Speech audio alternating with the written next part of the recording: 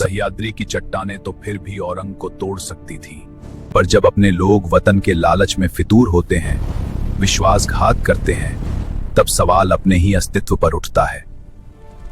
और वही कुछ शंभू राजे के साथ होने वाला था, जिसकी स्वराज्य को कानो कान खबर नहीं थी। स्वराज्य यह केवल एक राज्य नहीं था, यह एक संकल्प था, करोड़ों जनों के स्वाभिमान का संकल्प। जिन कंधों पर शासन का भार सौंपा गया, जब वही कंधे विश्वासघात का बोझ उठाने लगे, तब न्याय ने अपना स्वरूप बदला।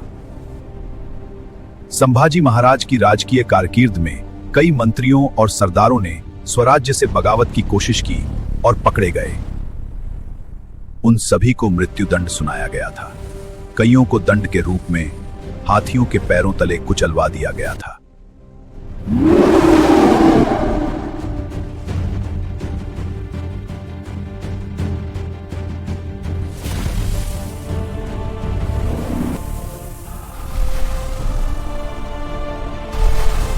और कईयों को रायगढ़ के टकमक टोक से ढकेल दिया गया था।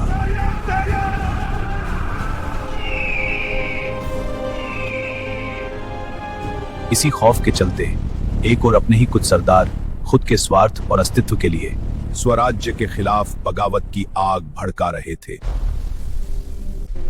और दूसरी ओर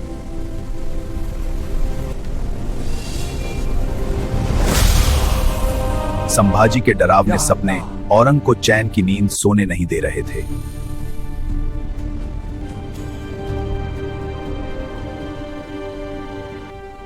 पिछले 8 वर्षों में स्वराज्य ने ऐसे भयावह दिन कभी नहीं देखे थे। हर उगता हुआ दिन मानो किसी नए संकट का संदेश लेकर आता था। सैयद अब्दुल खान ने लालच देकर सरसगढ़ के किलेदार को अपने पक्ष में कर लिया और किला मुगलों के हाथों में चला गया। शंभू राजे ने अपने सेना की एक टुकड़ी भेजकर केवल एक ही दिन में किला फिर से स्वराज्य के अधिकार में ले लिया।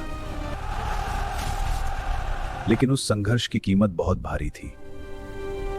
उस युद्ध में 150 मराठा वीरों को अपने रक्त से धरती को सींचना पड़ा।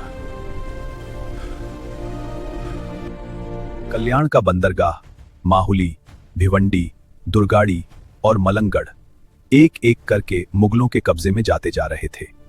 नासिक और बागलान के किले भी एक एक करके मुगलों के गले में समाते जा रहे थे। और अब मौत के कदम धीरे धीरे रायगढ़ की ओर बढ़ रहे थे। तभी श्रृंगारपुर और प्रभावली से 2 हरकारे रायगढ़ पहुंचे। महारानी साहेब, एक तातडीची खबर आहे। क्या बात है येसु? राजे, एक बहुत भयानक खबर आई है। शेख मुकर्रब खान और हमारे दादा साहिब की पन्हाला के पास गुप्त बैठक हुई है।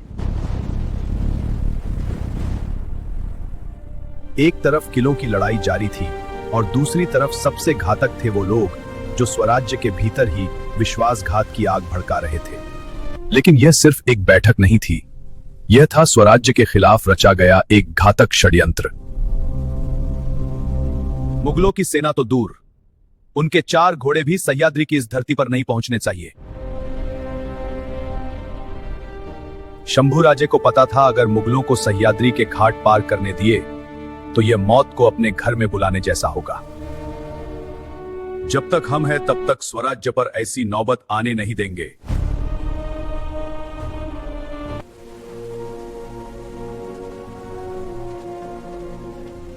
कविराज, दुश्मन अगला कदम उठाए उसके पहले हमें श्रृंगारपुर जाना होगा। जी राजन।